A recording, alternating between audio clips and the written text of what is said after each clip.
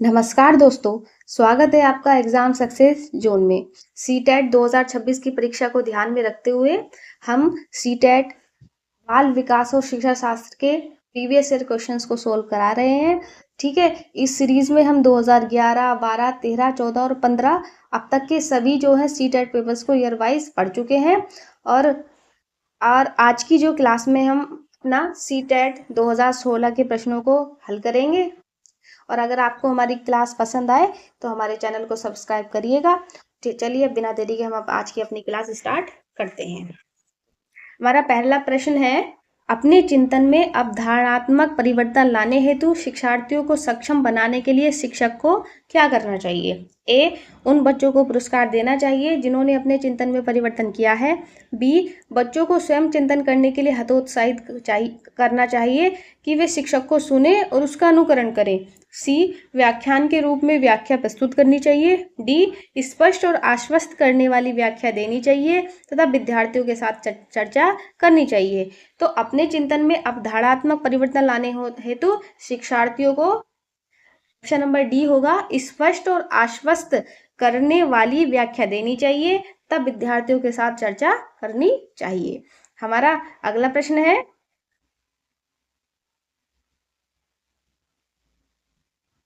प्राथमिक विद्यालय के कक्ष के संदर्भ में सक्रियबद्धता का क्या अर्थ है?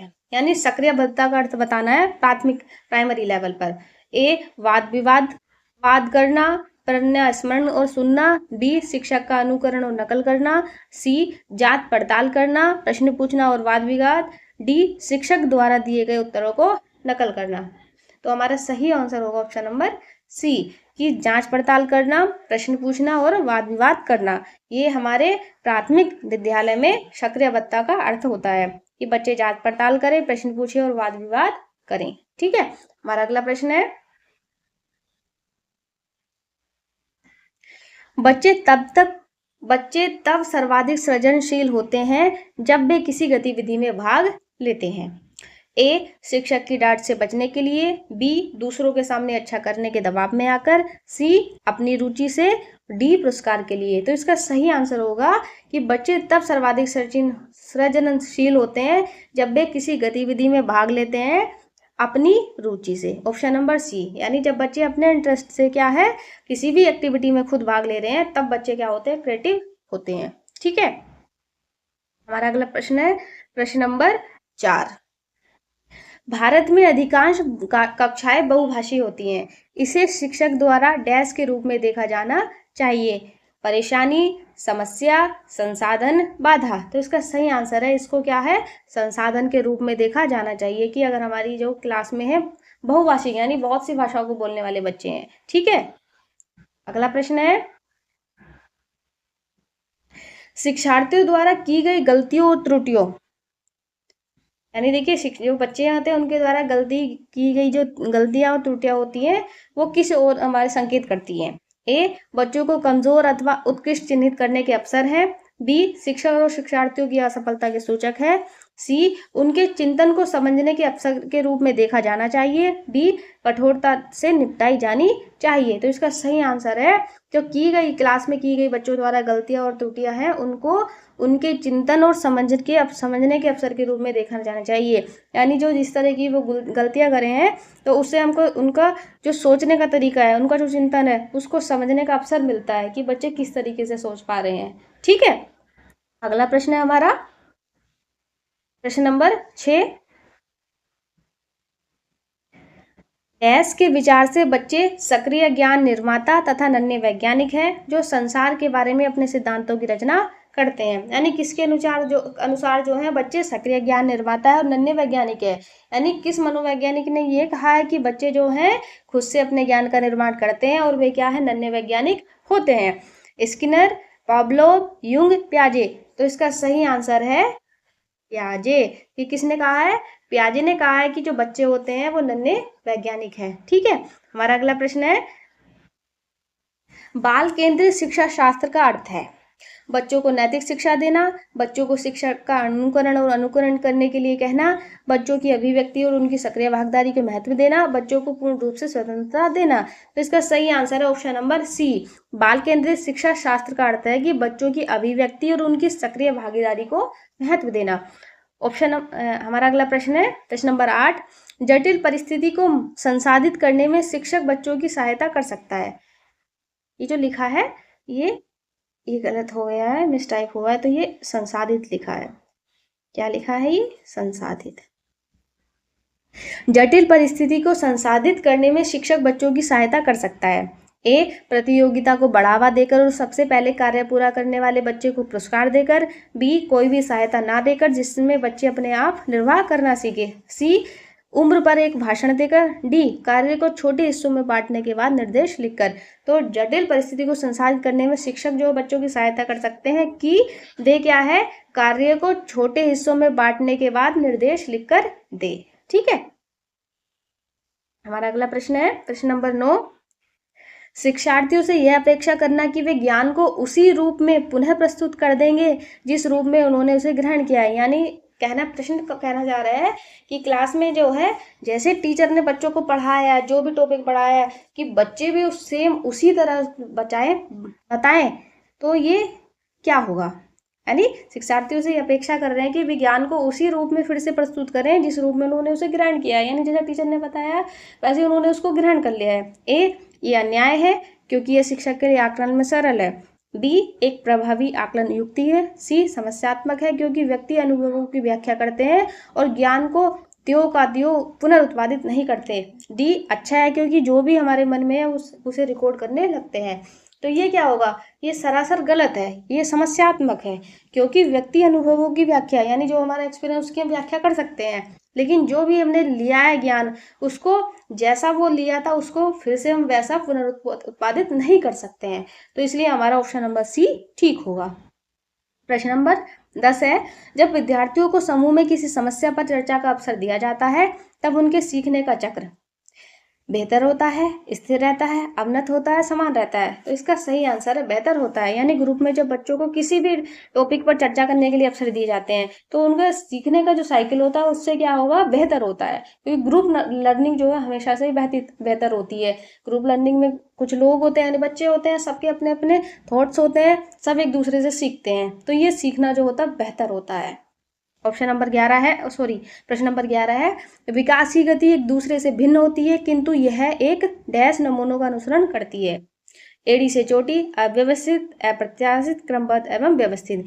ये विकास की गति जो है एक दूसरे से भिन्न होती है, लेकिन क्या है, ये क्रमबद्ध। यानी क्रमबद्ध से मतलब है कि पहले शैशवावस्था आएगी, फिर बाल्यावस्था आएगी, ठीक है, फिर जो है हमारी वयस्क अवस्था आएगी, फिर हमारी जो वृद्धावस्था आएगी। यानी ये क्रम से चलती है और साथ में जो है ये व्यवस्थित होती है। ठीक है, तो इसलिए हमारा ऑप्शन नंबर डी सही होगा। अब प्रश्न नंबर 12 है, विकास के लिए निम्नलिखित में से कौन सा एक उचित है। विकास जन्म के साथ प्रारंभ होता है और समाप्त होता है। सामाजिक सांस्कृतिक संदर्भ विकास में एक महत्वपूर्ण भूमिका का निर्वाह करता है। विकास एकल आयामी है, विकास पृथक होता है। तो इसका सही आंसर होगा कि बी, सामाजिक सांस्कृतिक संदर्भ विकास में एक महत्वपूर्ण भूमिका का निर्वाह करता है। ठीक है, हमारा प्रश्न नंबर 13 है, व्यक्तियों में एक दूसरे से भिन्नता क्यों होती है। वातावरण के प्रभाव के कारण, जन्मजात विशेषताओं के कारण, वंशानुक्रम और वातावरण के बीच अन्योन्य क्रियाओं के कारण, प्रत्येक व्यक्ति को उसके माता पिता से जीनों का समुच्चय प्राप्त होने के कारण। तो एक दूसरे में भिन्नता देखने की मिलती है क्योंकि ये क्या होता है, वंशानुक्रम और वातावरण के बीच इंटरेक्शन के कारण होता है। यानी जो हमारे वंशानुक्रम का मतलब है जो कि हमको माता पिता से जीन मिल रहे हैं जो उनके जनरेशन से चलता आ रहा है, और उसके बाद हमको किस तरीके का इन्वायरमेंट मिल रहा है, जिस तरह के इन्वायरमेंट में रहते हैं उस तरह का प्रभाव पड़ता है। तो इसी वजह से एक दूसरे में क्या मिलेगी, भिन्नता देखने के लिए मिलती है। सी ठीक होगा इसमें, वंशानुक्रम और वातावरण के बीच अन्योन्य क्रिया के कारण। हमारा अगला प्रश्न है प्रश्न नंबर 14, बच्चे के सामाजिकरण में परिवार भूमिका निभाता है। यानी बच्चे के सामाजिकरण में परिवार कैसी भूमिका निभाता है। ये तो आप ये सोच रखते हैं कि परिवार की क्या होती है, मुख्य भूमिका होती है। तो कम महत्वपूर्ण नहीं, रोमांचकारी नहीं, मुख्य हाँ, गौण नहीं। तो सामाजिकरण में बच्चे के विकास में परिवार की एक अहम मुख्य भूमिका होती है। प्रश्न नंबर 15 है, निम्नलिखित में से कौन सा एक सही मिलान वाला जोड़ा है? ये अवस्थाएं दे रखी है और उनकी विशेषता दे रखी है, तो हमको मैच कराना है कि कौन सा इसमें सही है, उस अवस्था से मैच कर रहा है। ए मूर्त संज्ञात्मक बच्चा, इसमें वो संधारण एवं वर्गीकृत करने योग्य हो जाता है। बी औपचारिक संक्रियात्मक बच्चा, अनुकरण प्रारंभ, कल्पना परक खेल। सी शैशव अवस्था, तर्क का अनुप्रयोग और अनुमान लगाने में सक्षम। पूर्व संक्रियात्मक बच्चा, निगनात्मक विचार। तो इसका सही आंसर जो होगा ऑप्शन नंबर ए होगा, यानी जो हमारी मूर्त संक्रियात्मक अवस्था है ये संधारण एवं वर्गीकरण करने योग्य है। यानी जो इस अवस्था में, ये अवस्था कौन सी होती है, 7 से 11 वर्ष वाली जो होती है, इस अवस्था में बच्चा क्या है, संधारण और वर्गीकरण करने योग्य हो जाता है, चीजों को वर्गीकृत कर सकता है। ठीक है। औपचारिक संक्रियात्मक बच्चा जो होगा, अनुकरण प्रारंभ कल्पनापरक खेल, ये जो है, ये जो अनुकरण है कल्पनापरक है, ये क्या होगी, शैशवावस्था की विशेषता होगी। और ये जो तर्क का अनुप्रयोग और अनुमान लगाने में सक्षम है, ये औपचारिक संक्रियात्मक की बच्चे की विशेषता होगी। और जो पूर्व संक्रियात्मक बच्चा निगमनात्मक विचार, ये भी गलत है। ठीक है, तो हमारा सही आंसर होगा ऑप्शन नंबर ए। एक बच्ची कहती है धूप में कपड़े जल्दी सूख जाते हैं, वह डैश की समझ को प्रदर्शित कर रही है। प्रतीकात्मक विचार, अहम केंद्रित चिंतन, कार्य कारण विपर्य चिंतन। तो इसका सही आंसर है कि यानी धूप में कपड़े क्या जल्दी जो सूख जाते हैं, ये उसका ऑप्शन नंबर सी कार्य कारण की समझ को प्रदर्शित कर रहा है। यानी धूप में कपड़े जल्दी, धूप क्या हो गया, कारण हो गया, और जल्दी कपड़े सूख रहे हैं ये उसका कार्य होगा कि यानी, तो वो कार्य कारण को संबंध को प्रदर्शित कर रही है कि धूप में जल्दी कपड़े सूख जाते हैं। हमारा अगला प्रश्न है, पियाजे के अनुसार बच्चों का चिंतन वयस्कों से डैश में भिन्न होता है बजाय के। मात्रा प्रकार, आकार मूर्त परखता, प्रकार मात्रा, प्रकार मात्रा। तो ऑप्शन नंबर सी, यानी बच्चों, पियाजे के अनुसार बच्चों का जो चिंतन है प्रकार में भिन्न होता है, प्रकार में भिन्न होता है बजाय मात्रा गए, यानी बच्चों के जो सोचने का तरीका वो बड़ों से अलग होता है। ये नहीं है कि बच्चे मात्रा में कम में सोच पा रहे हैं या ज्यादा में, बच्चों के सोचने की मात्रा उतनी होती है जितनी कितनी हो रही है, बड़ों में हो रही है, लेकिन उनका जो सोचने का तरीका है वो अलग होता है, प्रकार वो अलग होता है। इसी वजह से पियाजे ने कहा है कि वयस्क बच्चों का जो चिंतन होता है वयस्कों से प्रकार में भिन्न होता है, मात्रा के नहीं। ठीक है। अगला प्रश्न है प्रश्न नंबर 18, निम्नलिखित में से कौन सा एक आधारभूत सहायता का उदाहरण है? अनुबोधन और संकेत देना तथा नाजुक स्थितियों पर प्रश्न पूछना, शिक्षार्थियों को प्रेरित करने वाले भाषण देना, प्रश्न पूछने को बढ़ावा दिए बिना स्पष्टीकरण देना, मूर्त और अमूर्त दोनों प्रकार के उपहार देना। तो एक आधारभूत सहायता का उदाहरण होगा अनुबोधन और संकेत देना तथा नाजुक स्थितियों पर प्रश्न पूछना। ठीक है। हमारा अगला प्रश्न है प्रश्न नंबर 19, वाइगोत्स्की के अनुसार बच्चे सीखते हैं जब पुनर्बल प्रदान किया जाता है, परिपक्व होने से, अनुकरण से, वयस्कों और समवयस्कों के साथ परस्पर क्रिया से। तो वाइगोत्स्की ने तो वैसे भी सिद्धांत कौन सा है, सामाजिक अधिगम सिद्धांत दिया है ना, सामाजिक अधिगम सिद्धांत। वाइगोत्स्की ने तो कहा था कि बच्चे क्या है, समाज से सीखते हैं, तो बस समाज में क्या वयस्क भी होते हैं, उनके एज ग्रुप के भी होते हैं, तो उनके साथ क्या परस्पर इंटरेक्शन से बच्चा सीखता है। ठीक है। हमारा अगला प्रश्न है प्रश्न नंबर 20, कोहल वर्ग ने प्रस्तुत किए हैं वैज्ञानिक निकाय के चरण, शारीरिक विकास के चरण, संज्ञानात्मक विकास के चरण, नैतिक विकास के चरण। तो इसका सही आंसर है नैतिक विकास के चरण। तो कोहल का तो सिद्धांत वैसे भी कौन सा है, नैतिक विकास का सिद्धांत है। कोहल ने कौन सा सिद्धांत दिया है, नैतिक विकास का चरण। उसमें जो है 3 स्तर बताए हैं, कोहलर ने 3 स्तर बताए हैं और 6 जो उसमें अवस्थाएं बताए हैं, अवस्थाएं मतलब 6 जो है उसने चरण बताए हैं, 3 स्तरों में 6 चरण कोहल वर्ग ने बताए हैं। ध्यान रखेंगे कोहल वर्ग ने नैतिक विकास का सिद्धांत दिया था। ठीक है। हमारा अगला प्रश्न है प्रश्न नंबर 21, निम्नलिखित में से कौन सी स्थिति बाल केंद्रित कक्षा कक्ष को प्रदर्शित कर रही है? एक कक्षा जिसमें शिक्षिका नोट लिख देती है और विद्यार्थियों से उन्हें याद करने को कहा जाता है। बी, एक कक्षा जिसमें पाठ्यपुस्तक का एकमात्र संसाधन होता है जिसका संदर्भ शिक्षिका देती है। सी, एक कक्षा जिसमें विद्यार्थी समूह में बैठे हैं और शिक्षिका बारी बारी से प्रत्येक समूह में जा रही है। एक कक्षा जिसमें शिक्षार्थियों का व्यवहार शिक्षिका द्वारा दिए जाने वाले पुरस्कार और दंड से संचालित हो रहा है। तो बताना है इसमें जो बाल केंद्रित कक्षा का उदाहरण कौन सा है, कौन सी इसमें जो एक्टिविटी है वो शो कर रही है कि ये जो है चाइल्ड सेंटर्ड क्लास चल रही है। तो ऑप्शन नंबर सी है, यानी इसमें क्या हो रहा है कि जो शिक्षिका है हर एक ग्रुप में जा रही है और हर एक ग्रुप में जा जाके जो है उन बच्चों से क्या है पूछ रही है। ठीक है, एक कक्षा जिसमें विद्यार्थी समूह में बैठे हैं और शिक्षिका बारी बारी से प्रत्येक समूह में जा रही है। ठीक है, ये क्या हमारा चाइल्ड सेंटर बता रहा है, यानी वो चाइल्ड सेंटर से मतलब समझ रहे हैं कि वो हर एक बच्चे पर ध्यान दे रही है, क्योंकि सारे ग्रुप बच्चों के बने हैं और हर एक ग्रुप में जा रही है तो हर एक ग्रुप के बच्चों पर वो ध्यान दे पा रही है। ठीक है, हमारा अगला प्रश्न है प्रश्न नंबर 22, बुद्धि है, यानी बुद्धि क्या है? सामर्थ्यों का एक समुच्चय, एक अकेला और जातीय विचार, दूसरों के अनुकरण करने की योग्यता, एक विशिष्ट योग्यता। तो बुद्धि क्या है? सामर्थ्यों का एक समुच्चय। सामर्थ्यों का समुच्चय से मतलब कि हमारी जो है बुद्धि में क्या कई तरीके की चीजें होते हैं, हर तरह की क्या है बहुत सारी क्षमताएं होती है, कई प्रकार के हम चिंतन कर सकते हैं। तो ये जो हमारी जो कैपेसिटीज होती है उनका एक सेट होता है बुद्धि।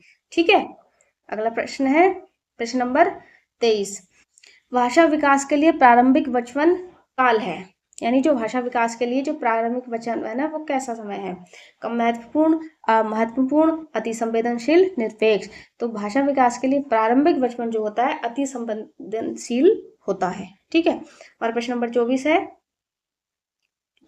एक सह शिक्षा कक्षा में लड़कों से शिक्षक यह कहता है, सह शिक्षा मतलब ऐसी क्लास जिसमें लड़के और लड़कियां दोनों साथ साथ पढ़ते हैं। तो एक सह शिक्षा कक्षा में लड़कों से शिक्षक यह कहता है, लड़के बनो, लड़कियों जैसा व्यवहार मत करो। यह टिप्पणी बतानी है कि ये किस व्यवहार को बता रही है टीचर के। जातीय भेदभाव का परिचायक है, लड़के लड़कियों के साथ व्यवहार का एक अच्छा उदाहरण है, लड़के लड़कियों में भेदभाव की रूढ़िबद्ध धारणा प्रकट करता है, लड़कियों पर लड़कों की जीवन वैज्ञानिक महत्ता को उजागर करता है। तो इसका सही आंसर होगा ऑप्शन नंबर सी, यानी एक टीचर है लड़कों क्या को कह रहा है कि लड़के बनो, लड़कों से कह रहा है कि लड़के बनो, लड़कियों जैसा व्यवहार मत करो। तो यानी जो उसकी ये रूढ़िवादी सोच को प्रकट कर रहा है। ठीक है, देखा ना आपने भी अपने घरों में जो पुराने अम्मा बाबा लोग हुआ करते थे, लड़कों को मतलब बहुत ज्यादा इंपॉर्टेंस देते थे। अगर लड़का कुछ ऐसे काम कर रहा है, घर के काम कर रहा है वगैरह, तो कह देते हैं क्या ये लड़कियों जैसा तुम काम कर रहे हो, ये काम लड़कियों का होता है। तो इस तरह की जो सोच होती है ये भेदभाव रूढ़िवाद धारणा को प्रकट करती है। ठीक है, अगला प्रश्न प्रश्न नंबर 25, आकलन, यानी आकलन क्या है? बच्चों को लेवल करने मतलब नाम देने और वर्गीकरण करने की अच्छी रणनीति है। बच्चों में प्रतिस्पर्धात्मक भावनाओं को सक्रिय रूप से बढ़ावा देता है। सीखने को सुनिश्चित करने के लिए तनाव और दबाव को उत्पन्न करना है और सीखने में सुधार का एक तरीका है। तो आकलन जो होता है सीखने में सुधार का एक तरीका होता है। जैसे आपने अपने क्लास में देखा होगा, जब क्लास में हम लोग पढ़ते हैं तो टीचर क्या होता है, टीचर जब पढ़ाते हैं तो बीच बीच में क्वेश्चंस करते रहते हैं। तो वो क्वेश्चंस क्यों करते हैं? वो देखना चाहते हैं कि कितना बच्चे समझ पा रहे हैं, सीख पा रहे हैं। तो वही होता है आकलन, जो है हमारे क्लास के दौरान चलता रहता है, हमेशा चलता रहता है आकलन जो है।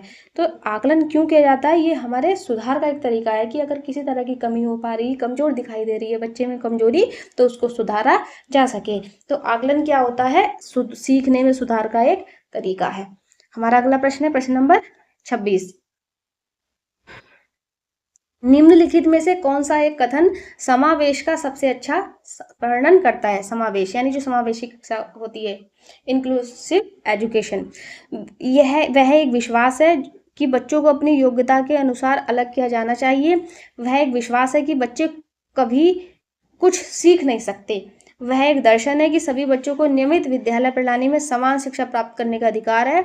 वह एक दर्शन है कि विशेष बच्चे ईश्वर के विशेष उपहार हैं। तो समावेशी जो क्लास होती है समय, इसका सबसे अच्छा जो वर्णन कर रहा है हमारा ऑप्शन नंबर सी कर रहा है कि वह एक दर्शन है कि सभी बच्चों को नियमित विद्यालय प्रणाली में समान शिक्षा प्राप्त करने का अधिकार है। समावेशन, समान शिक्षा की सभी बच्चे समान है और सभी बच्चों को समान शिक्षा प्राप्त करने का अधिकार है। ठीक है, हमारा अगला प्रश्न है प्रश्न नंबर 27, वंचित वर्ग की पृष्ठभूमि के बच्चों को शिक्षा प्रदान करने के लिए शिक्षक को चाहिए कि उन्हें बहुत सा लिखित कार्य दे, उनके बारे में अधिक जानकारी जुटाने का प्रयास करें और उन्हें कक्षा में होने वाली चर्चा में शामिल करें, उन्हें कक्षा में अलग बिठाएं, उन पर ध्यान न दें क्योंकि वे दूसरे विद्यार्थियों के साथ अंतःक्रिया नहीं करते हैं। तो वंचित वर्ग की जो पृष्ठभूमि से बच्चे आते हैं उनके लिए बच्चों को शिक्षा देने के लिए यानी सिखाने के लिए जो है ऑप्शन नंबर बी, यानी कि हमें जो है उनके बारे में जानकारी जुटाने का प्रयास करना चाहिए। ठीक है, जानकारी वंचित वर्ग का मतलब कि जो उनकी सामाजिक है और सांस्कृतिक जो पृष्ठभूमि है किस तरीके की है, उनका बैकग्राउंड जानने का टीचर को क्या प्रयास करना चाहिए, उसी के अकॉर्डिंग जो है उन्हें कक्षा में होने वाली चर्चा में शामिल करना चाहिए। ठीक है, ये हमारा बेस्ट ऑप्शन। ठीक है, अगला प्रश्न है प्रश्न नंबर 28। निम्नलिखित में से कौन सा व्यवहार बच्चे की अधिगम निःशक्तता की पहचान करता है? मनोभाव का जल्दी बदलना, यानी इसको मूड स्विंग कहते हैं, अपमानजनक व्यवहार, बी को डी, वास को साव, 21 को 12 लिखना, कम ध्यान अनुसार और अधिगम शारीरिक गतिविधि। तो पूछा गया है कि अधिगम निःशक्तता की पहचान करता है, यानी सीखने में उसको परेशानी हो रही है, बच्चा सीख नहीं पा रहा है, कि कौन सा इसमें ऑप्शन होगा जिससे ये पहचान हो पा रही है बच्चे के व्यवहार की। तो हमारा ऑप्शन नंबर सी ठीक होगा, यानी बच्चा जो है बी को डी पढ़ रहा है, कहीं पर बास लिखा है तो उसको बच्चा साव पढ़ रहा है, 21 को 12 लिख रहा है, तो ये बता रहा है कि बच्चे को सीखने में परेशानी हो रही है, अधिगम निःशक्तता की पहचान कर रहा है। ठीक है, हमारा अगला प्रश्न है प्रश्न नंबर 29। एक बच्चा जो आंशिक रूप से देख सकता है, ठीक है, एक बच्चा जो आंशिक रूप से देख सकता है, बिना किसी विशेष प्रावधान के उसे नियमित विद्यालय में डालना चाहिए, उसे शिक्षा नहीं देना चाहिए क्योंकि वह उसके किसी काम नहीं आएगी, सी उसे अलग संस्थान में डालने की आवश्यकता है, डी विशेष प्रावधान करते हुए उसे नियमित विद्यालय में रखना चाहिए। आंशिक रूप से देखने का बच्चा का मतलब है कि बच्चा थोड़ा थोड़ा देख सकता है, एकदम क्लियर नहीं देख सकता, उसको आंखों से संबंधित परेशानी है, सही प्रकार से नहीं देख पाता है, कुछ देख पाता है। तो ऐसे बच्चे को ऑप्शन नंबर डी विशेष प्रावधान करते हुए उसे नियमित विद्यालय में रखना चाहिए। उसको ये नहीं है कि आप उसको कि बिना किसी विशेष प्रावधान के, ऐसा नहीं होगा, उसे शिक्षा नहीं देना चाहिए, बिल्कुल गलत है, अलग संस्थान में डालने बिल्कुल गलत है। उसके लिए जो है ना क्लास में कुछ ऐसी चीजें करना देना चाहिए, मतलब जैसे अगर बच्चे को एकदम जो है आगे बिठाएं, अब क्लास में जब टीचर लिख रहा है तो बोर्ड पर क्या है थोड़े बड़े बड़े अक्षरों में लिखे, ठीक है, तो कुछ विशेष प्रावधान करें और उसको नियमित विद्यालय में रखना चाहिए, उसको अलग नहीं करना चाहिए या किसी और अलग संस्थान में नहीं डालना चाहिए। ठीक है, हमारा प्रश्न नंबर 29 है और ये आज की क्लास का हमारा अंतिम प्रश्न है। सीखना पूछा गया है कि सीखना क्या है? ए सीखने वाले के संवेगों से प्रभावित नहीं होता है, संवेगों से क्षीण संबंध रखता है, सी सीखने वाले के संवेगों से स्वतंत्र है, डी सीखने वाले के संवेगों से प्रभावित होती है कि सीखने की क्रिया कितनी तेज या कितनी धीमी है। तो सीखना क्या है? ऑप्शन नंबर डी इसका सही आंसर होगा कि सीखने वाले के, सीखना जो है, जो लर्नर है यानी सीखने वाले के संवेगों से प्रभावित होता है कि सीखने की जो क्रिया है कितनी तेज या कितनी धीमी है।